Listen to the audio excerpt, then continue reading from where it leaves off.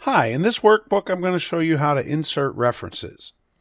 I have a table here and I'm going to add a reference in this formula so that it will add up this first row of totals. So we're going to start our formula equals sum, open parentheses, and I'm going to put in my first cell reference, C6.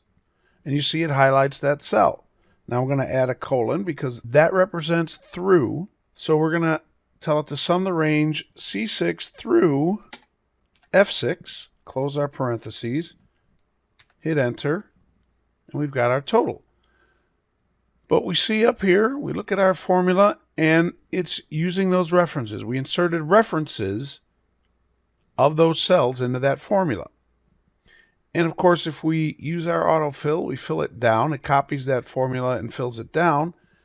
And we now have C7 through F7, C8 through F8, C9, and so on, because these are relative references. They are relative to their position in this table.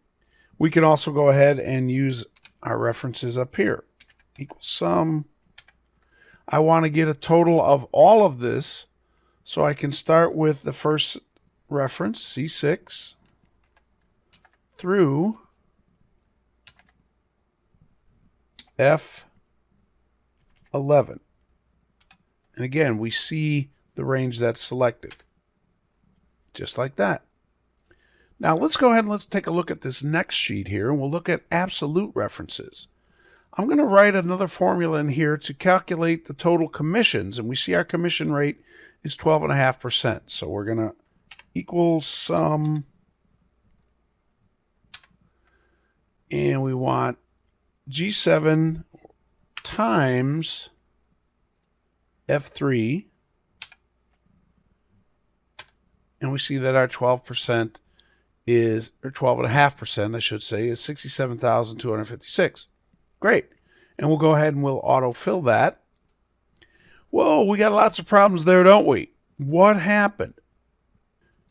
Because we didn't specify that we wanted this to be an absolute reference. In other words, Excel thinks of it as a relative reference. So when we carry down the formula, look at our formula, G7 times F3.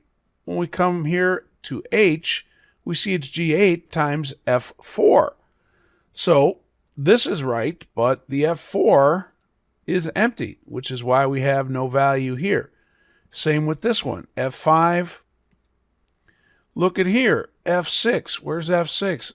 It didn't know what to do there. And if we make this wider, that's a heck of a commission right there, isn't it? That's because that was G11 through F7, which is that. So we need to fix this formula. We need to make this F3 constant. We need to make that an absolute reference. And to do that, we can come up here, and I'm going to click between the multiplication sign and before the F, and I'm going to add a dollar sign. The dollar sign will tell it to hold its position on that column.